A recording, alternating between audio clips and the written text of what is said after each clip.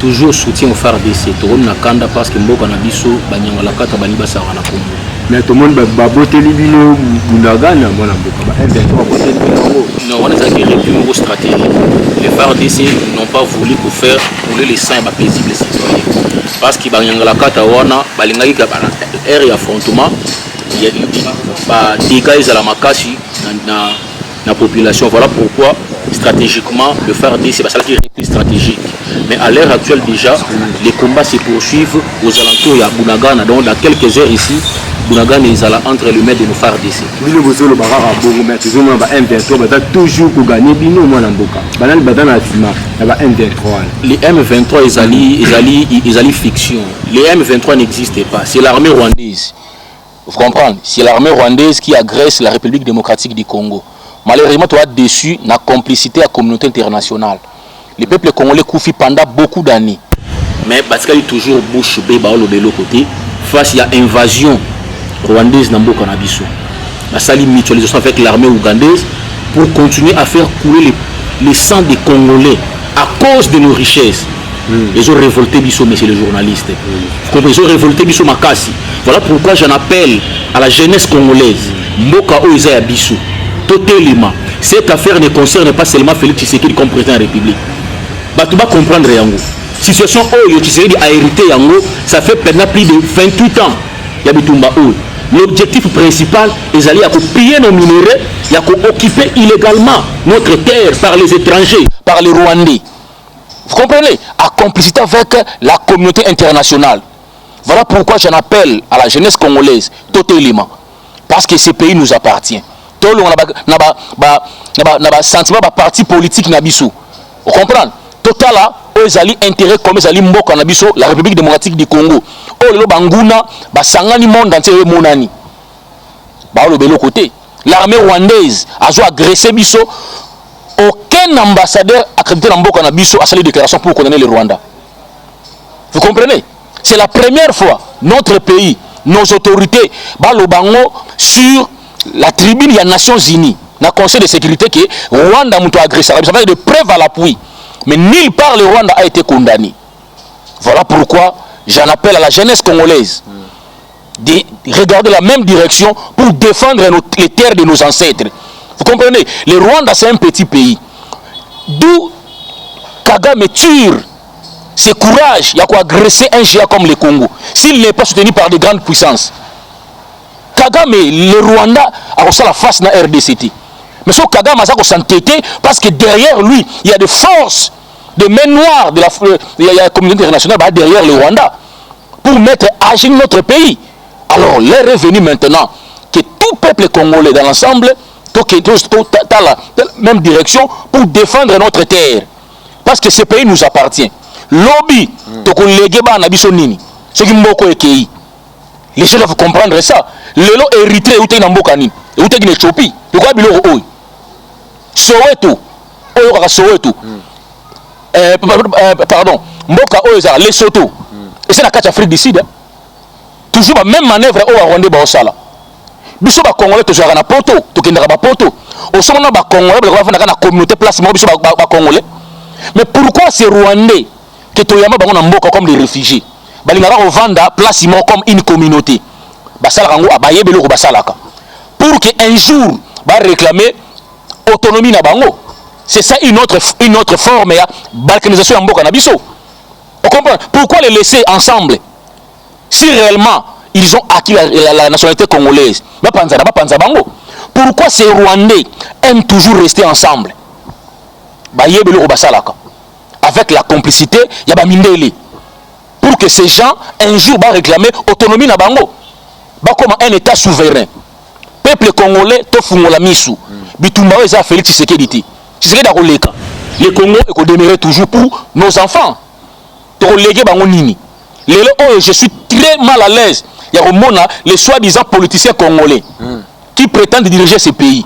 Aucun d'entre eux a condamné Kagame et le Rwanda. Allez-y comprendre. Donc pour eux, ils ont profité pour la richesse du Congo. Ils vont diriger pour piller, pour détourner les minéraux en Mboka. Où est l'ensemble et leur leader Katumbi? Qu'il fasse une déclaration condamnant les Rwandais et Kagame. Bazawa, où est le FCC de Kabila? Bazawa va condamner Rwanda, va condamner Kagame. Où est Martin Fayoul? Donc ils sont préoccupés par le pouvoir. Ils sont conscients de ce complot. Martin Fayoul a salaki match. À salaki l'autre côté, ce sont des opportunistes, ces gens-là. Pour lui, il nous dit que cause de la guerre Oyo, parce que le président Tshisekedi est illégitime. Allez-y comprendre. Quel niveau il y a bassesse, il y a un certain opposant. Ce combat a commencé avant Tshisekedi. Tshisekedi a hérité de situation Oyo et pas Bato Baleka qui a vaillé. Mais comment un opposant, les soi-disant politiciens, peut tenir de tels propos? Voilà la bassesse des politiciens congolais. Ils sont préoccupés par le pouvoir. Voilà pour ça, la politique, le peuple congolais, bon, éviter qu'on l'anda opportuniste. Ils n'ont aucun projet pour ce pays. Les preuves sont là. Un Martin Fayoulou qui prétend diriger ce pays, ils sont préoccupés de l'élection. Pendant que les pays sont kendés, on a beaucoup d'agresseurs. Allez-y comprendre, je suis désolé.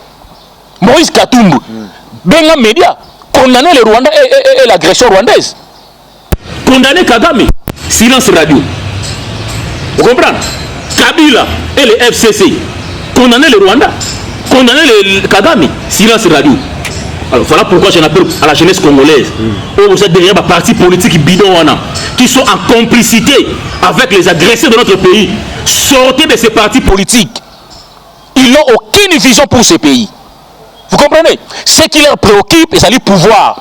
Va s'enrichir parce que voilà pourquoi, chaque fois, nous devons mettre à la tête de notre pays un président qui est congolais de père et de mère.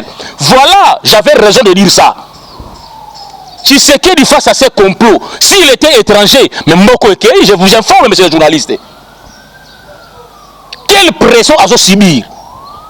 Quelle pression à subir ce messieurs, chef de l'État? À cause de Makamba Rwanda, mais à céder. Mais si c'est étranger,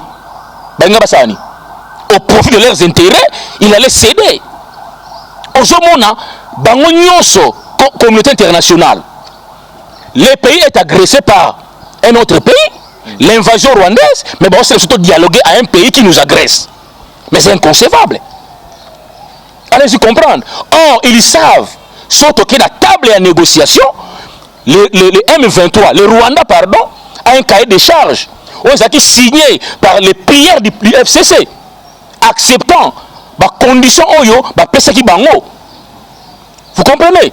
Par le Rwanda, accepter de mixer, de faire le mixage de notre armée et les groupes et ces Rwandais pour occuper la fonction à l'État à tous les niveaux.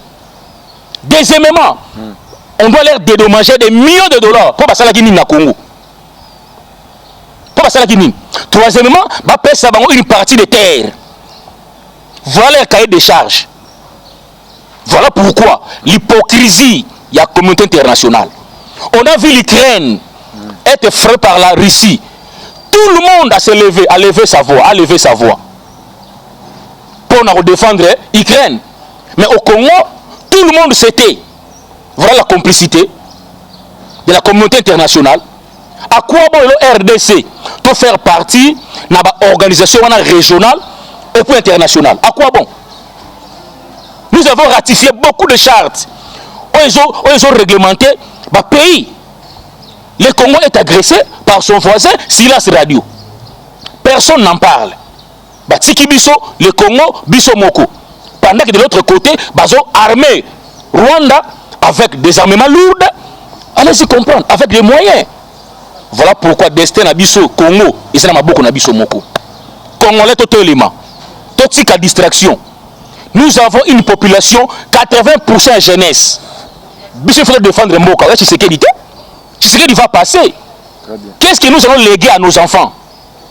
Quoi? Totalement. Pourquoi devons-nous continuer à être distraits jusqu'à ce niveau? Le pays est agressé par le Rwanda. Tovandi, certains jeunes, d'autres, c'est inutile.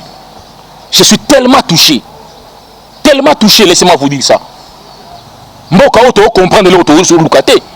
Les partis politiques et ça vont viser l'intérêt, pouvoir, poste ministériel.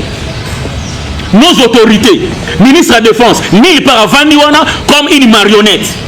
Ministre de la VPM de l'Intérieur comme une marionnette. Il ne dit rien, va na bango comme si Mboka et ça malam. Ministre de la Communication, la même chose. Voilà de telles autorités qui ne méritent même pas d'être des ministres dans ce pays. Vous comprenez? Comme si leur silence est complice. Laissez-moi vous dire ça. Comment un ministre de Défense, au moment trahison, ma complicité au sein de l'armée, au vendu sur le vélo côté, qui ne dit un mot comme ça, qui ne dit un mot comme ça. Et c'est le problème. Jusqu'à l'heure actuelle, c'est lui qui est le ministre de la Défense. Il devait maintenant identifier tous les officiers rwandais dans la tête à commandement. Il y a armée en Boka. Est-ce qu'il le fait? Est-ce qu'il le fait? Lui, ministre de la Défense, là. Qu'est-ce qu'il fait là-bas? Ce n'est pas normal. Il y a ça, chef de l'État. Je te dis, le chef n'est pas un magicien. Seul ne peut rien. Il faut concourir à tout Congolais place Bacheye. Pourquoi Bacheye au ministre? Fais ton travail. Pourquoi Bacheye au général? Fais ton travail. Tshisekedi n'est pas un magicien. Il n'a pas une baguette magique. Il met des moyens. On a armé pendant plus de 60 ans. Il met des moyens. Il sacrifie même les sociétés du peuple congolais au profit de Bitumba Est pour que Kimia soit Est. Mais dans son entourage, des collaborateurs corrompus, même dans son bureau, ce n'est pas normal. Nous avons dénoncé cela. Ça a été conseillé de complices avec le Rwanda, je l'ai dit. Des généraux, même chose, et des ministres en fonction. Ils sont en connivence avec le Rwanda. Voilà pourquoi ils se taisent de l'autre côté face à cette invasion rwandaise. Calmer. Ce n'est pas normal. Ce n'est pas normal. C'est révoltant. Congolais faut totalement. Bannissons d'abord le parti politique. Total dans la même direction que notre pays, le Congo. Et ça maintenant, face il y a un envahisseur qui est le Rwanda. On comprend. Kagame se prépare. Pardon. Porte-parole, il y a armée. Dans le niveau Nord Kivu. 2 semaines avant, il a alerté. Par rapport aux informations à notre possession, Rwanda a renforcé 500 militaires aux alentours de la frontière Nabisu, avec une nouvelle tenue. Quelles sont les dispositions prises par le ministre de l'Intérieur, par le ministre de la Défense, par les chefs d'état-major?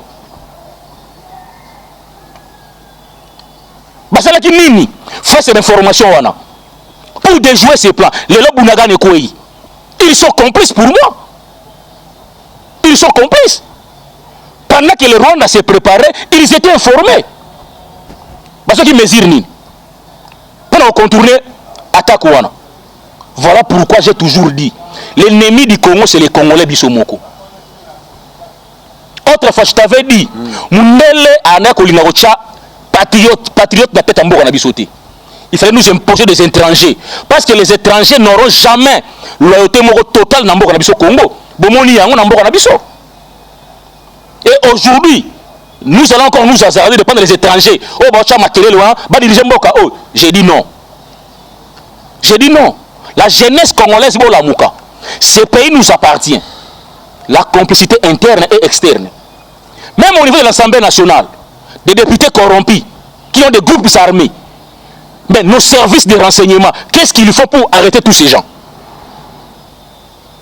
Les services de renseignement, qu'est-ce qu'ils font pour arrêter tous ces complices au niveau de l'armée?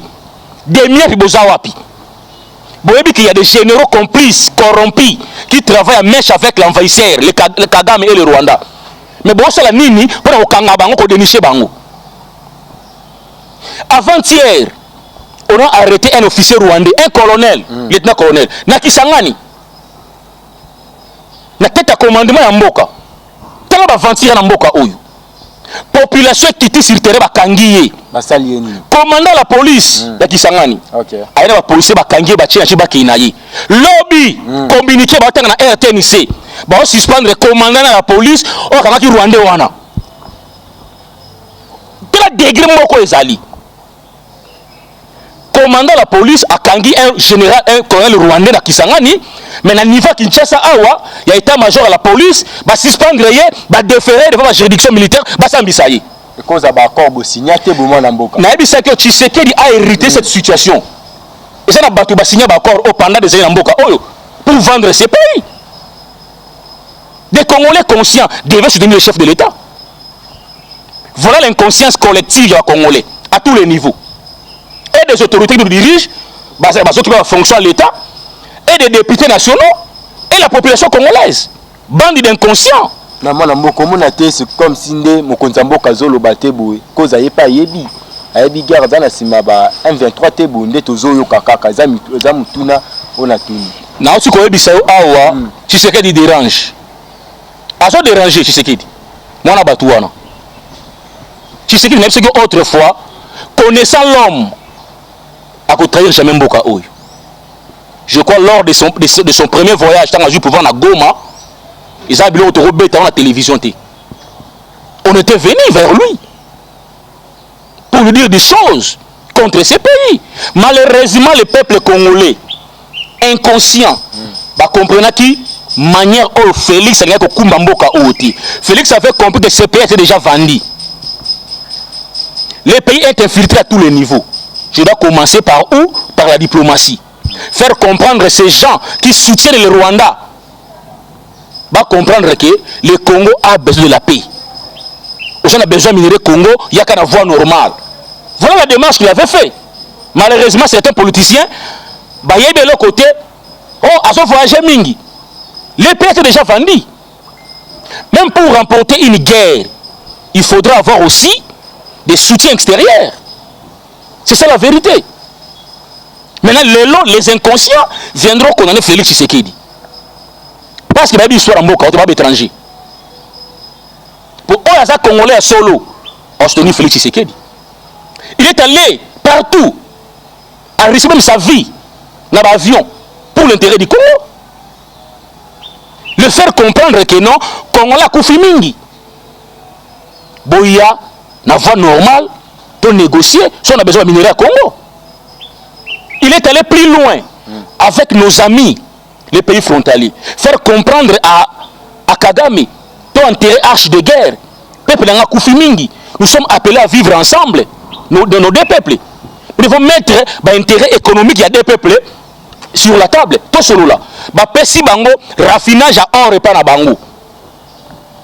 Tout ça pour lui faire comprendre que non, nous avons besoin de la paix. Mais Kagame a connaissé ça dit qu'il y a une naïveté. Pourquoi les multinationaux c'était voir gagner mingiti. Il faut toujours emprunter la voie de la guerre. Et c'est la vérité qu'on va comprendre. Vous comprenez? Tshisekedi a compris. Nous avons 9 pays frontaliers. Pour faire face, premièrement, il faut avoir une armée forte. Or, pour le moment, tu as une armée forte, comme les gens prétendent dire. Mobutu a eu pouvoir dans Mboka Oyo. Il a connu la même situation, parce qu'il a évité. Mobutu a attaqué à intervention français, na chaba guerre à chaba, parce qu'il a évité. A benga intervention marocain. Alors, tant que nous avons un pouvoir, il a compris que pour mieux gérer ce pays, il faut une armée forte. Pour former l'armée. Après quelques années 80, nous avons une armée la plus forte dans la sous-région. Il fallait prendre le temps pour acheter les matériaux, la logistique. Un avion de chasse coûtait combien? Pas moins de 45 millions de dollars. Tout ça, on doit tout mettre là-bas, sacrifier le peuple. Non, je serais d'ailleurs à ceux qui l'ont progressivement. Il forme l'armée. Pour dicter l'en Afrique, il faut avoir une armée forte. Mais nos envahisseurs, avec des puissances étrangères, comprenez qui? Nous devons commencer par détruire l'armée congolaise, zaïroise à l'époque. Pour tout ils ont infiltré notre armée. La bénédiction, kopesa ba Rwanda ba poste à commandement na kati armée mona ngwa na kati service à renseignement na kati demiap l'administration en mboka yo pesi d'étrangers et au moins un politicien aye Tshisekedi et certains diasporas de moins intelligents qui ne comprennent rien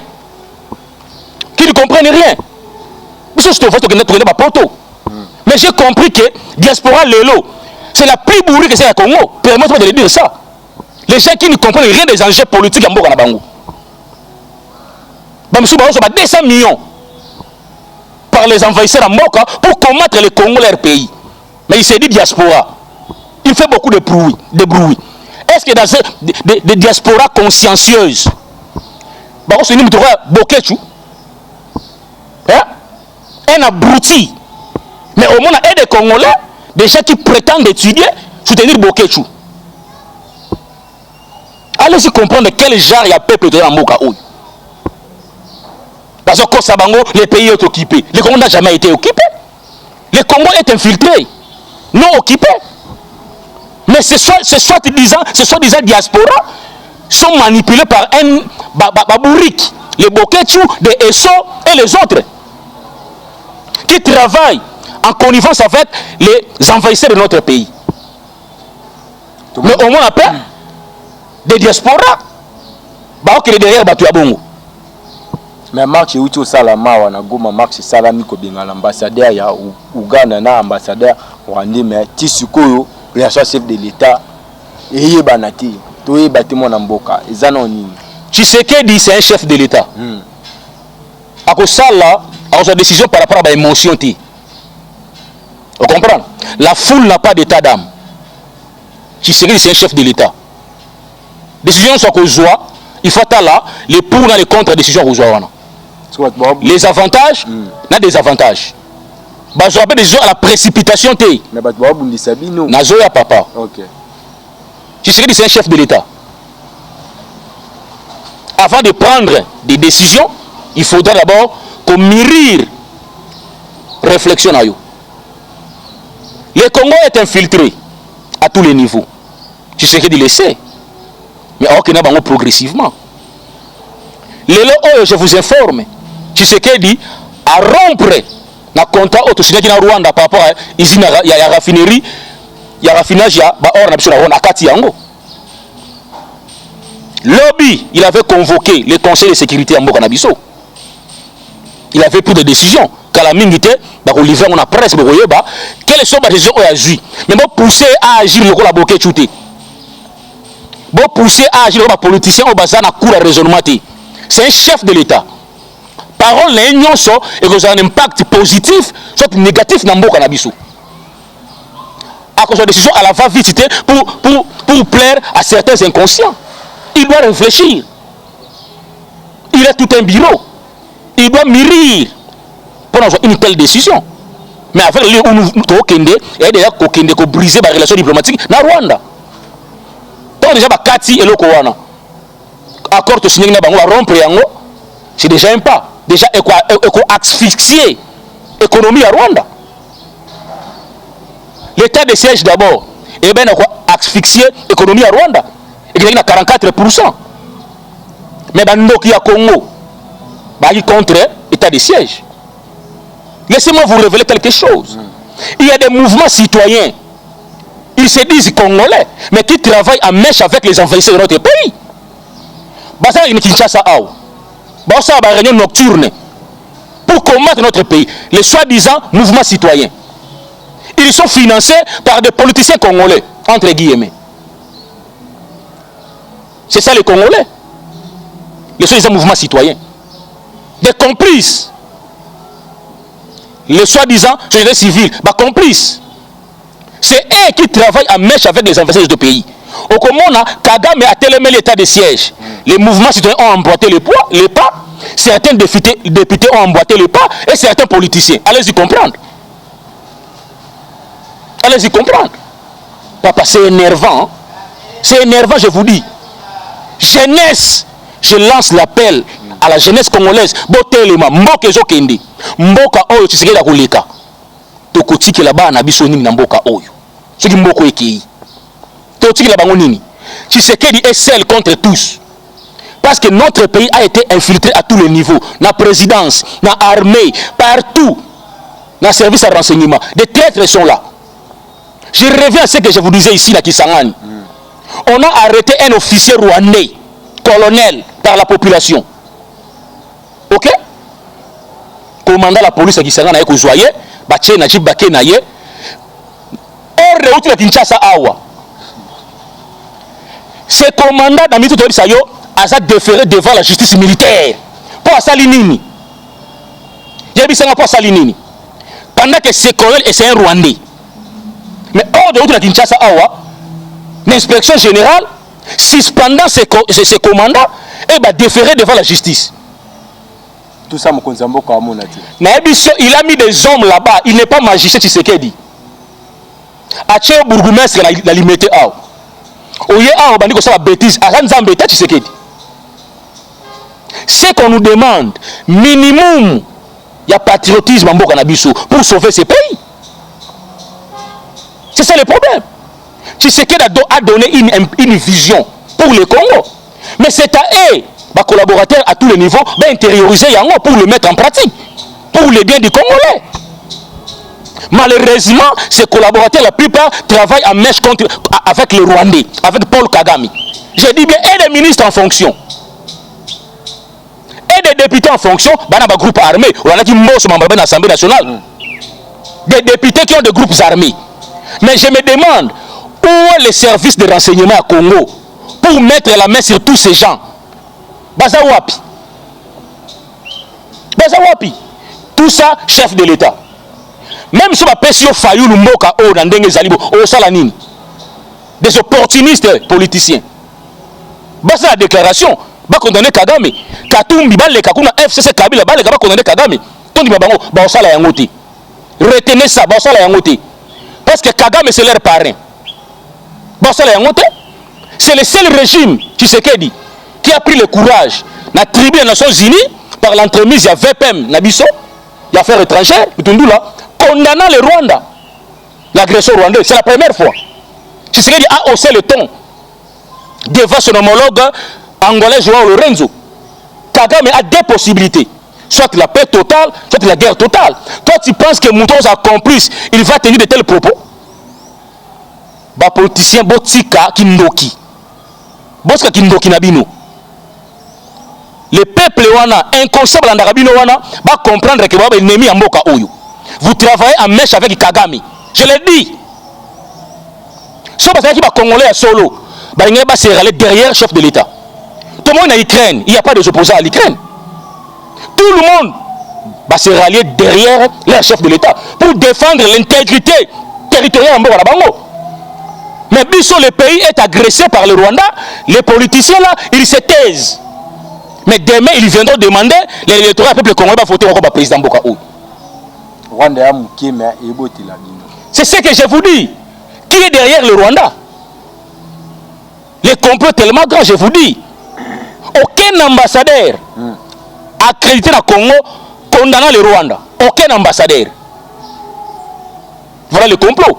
Silence radio aux États-Unis. Les États-Unis qu'on a fait penser. Toi, Azali, Moko Abiso, Bango, tout silence complice. Je le dis. Parce que beaucoup de multinationaux sont derrière le Rwanda. Pour eux, Congolais, ça n'est vache. Azangombe, Bomaindengo Lingi, intérêt dans la minerie, pas minerie. Vous comprenez? Je suis désolé, papa. C'est énervant. Ok, moi la mboka, vous m'avez kanda makasi. Bon, président Marcel a retiré la bino face aux caméras, Kalaming Teboti, qu'elle a toujours brassé dans la voie céleste. Moi la mboka TV Zangunga, le banou a soukezan peine numéro de téléphone. Le banou a soukezali boy. J'interpelle la jeunesse congolaise dans l'ensemble, de toutes tendances confondues.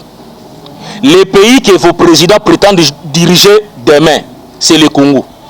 Si aujourd'hui ce pays est entre les mains des envahisseurs, on dirige Mboka Oti. Bobima, dans parti politique bidon wana, on va travailler en connivence avec nos envahisseurs.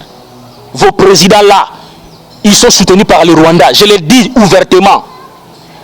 Bosenga Bango, c'est la déclaration contre le Rwanda. Demandez-leur de faire la déclaration contre le Rwanda. Contre Kagame. Parce que les Kagame et les parrains. Dans la jeunesse congolaise, tu as plus de 100 millions d'habitants dans Mboka Oyo. 80% de la population congolaise, c'est la jeunesse. Comment devons-nous laisser un petit pays comme le Rwanda, ce que sangisi Rwanda na Burundi ba okota 64 fois na Congo mais azo luka a maté biso un grand pays comme le Congo. Jeunesse totalement chef de l'État, la jeunesse est prête doter biso ba armée pour défendre notre pays. Pesa biso ba armée pour défendre mboka na biso. Nous sommes prêts. Rwanda comme mettre Congo à genoux pendant 28 ans. Nos frères de l'Est baso kufa du jour au jour. Silence radio. Mais tout moni invasion russe en Ukraine. Les voix se sont levées. Les moyens ont été mis. Donc, les Ukrainiens sont plus importants que Bisso. Donc, nous, les Congolais, sous-hommes. Nous sommes inférieurs par rapport aux Ukrainiens. Non, c'est décevant. Totalement. Chef de l'État, ne comptez plus à ces hypocrites. Les Américains, les Français, les Belges, tout qu'on sort. Baba hypocrite. Peu importe, on est européen, Sabango, il y a que leurs intérêts, ils ont toujours de piller nos minéraux de manière frauduleuse. On a vu ta bonne volonté. Sillonner sur la planète Terre, prendre des risques, il y a comme avion, pour leur faire comprendre que non, venez collaborer entre les États. Parce que mon peuple a koufi mingi, mais bayoki okakati. Alors, je vous dis, la paix s'impose. Pour imposer la paix, il faut avoir une armée forte. Nous, peuple congolais, au Seigneur chef de l'État, bon, enrôler la jeunesse, nous sommes prêts à aller au front pour défendre Mabele Nabissou. Les Rwandais ne peuvent plus jamais nous marginaliser. Trop, c'est trop. Trop, c'est trop. Comme réfugiés, mais ils veulent nous tuer avec des armes pour battre la mboka na makasi. Quel courage, quelle audace. La tribu Banyamulenge n'existe jamais dans ces pays. Il n'y en a pas. Mais tout le monde a bango. Chaque fois, non, je suis vraiment énervé. Mon numéro c'est le plus 243 81 99 123. Plus 243 81 52 99 123. Ok, merci mingi. To comme na suka émission na biso kanela misana koloba mitune ezaki yanga ba réponse ezaki invité na ngai mkwalo kanela misana koloba bakaya bakashala vita mikolo ba numéro na biso yango wana obenga biso tokutani mbala sima biso na bino bye bye. Magistrat Tshisekedi ache bourgmestre na limité aw oye aw bandi ko sa bêtise akanza mbeta Tshisekedi. C'est qu'on nous demande minimum il y a patriotisme en Mboka Nabiso pour sauver ces pays. C'est ça le problème. Tshisekedi a donné une vision pour le Congo. Mais c'est à eux, les collaborateurs à tous les niveaux, d'intérioriser Yango pour le mettre en pratique, pour le bien du Congolais. Malheureusement, ces collaborateurs, la plupart, travaillent en mèche avec les Rwandais, avec Paul Kagame. Je dis bien, et les ministres en fonction. Et des députés en fonction, dans un groupe armé, on a dit dans l'Assemblée nationale. Des députés qui ont des groupes armés.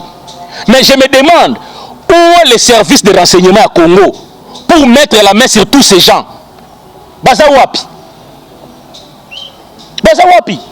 Tout ça, chef de l'État. Même si on a Fayou Lumboka ou Nandenge Zalibo, ou Salanini, des opportunistes politiciens. C'est la déclaration. Va condamner Kagame. Katumbi le Kakuna FCC Kabila va condamner Kagame. Tondi babango ba osala yangote. Retenez ça, ba osala yangote. Parce que Kagame c'est leur parrain. Ba osala yangote. C'est le seul régime Tshisekedi qui a pris le courage na tribu des Nations Unies par l'entremise de VPM Nabiso, il a affaires étrangères, Mutundula, condamnant le Rwanda. L'agression rwandaise, c'est la première fois. Tshisekedi a haussé le ton devant son homologue angolais Joao Lorenzo. Kagame a deux possibilités. Soit la paix totale, soit la guerre totale. Toi, tu penses que Moutos a complice, il va tenir de tels propos? Bah, politicien, Botika Kindoki. Boska Kindoki Nabino. Le peuple wana, inconscient dans Nabino wana, va comprendre que vous avez ennemi en Moka Oyo. Vous travaillez en mèche avec Kagame. Je l'ai dit. Ce qui va Congolais à solo, il va se râler derrière le chef de l'État. Tout le monde en Ukraine, il n'y a pas de opposants à l'Ukraine. Tout le monde va se rallier derrière le chef de l'État pour défendre l'intégrité territoriale en Bango. Mais biso, le pays est agressé par le Rwanda. Les politiciens là, ils se taisent. Mais demain, ils viendront demander l'électorat du peuple congolais va voter encore le président Mboka Oyo. C'est ce que je vous dis. Qui est derrière le Rwanda? Les complots tellement grands, je vous dis. Aucun ambassadeur accrédité dans le Congo condamnant le Rwanda. Aucun ambassadeur. Voilà le complot. Silence radio États-Unis. Les États-Unis qu'on a fait penser.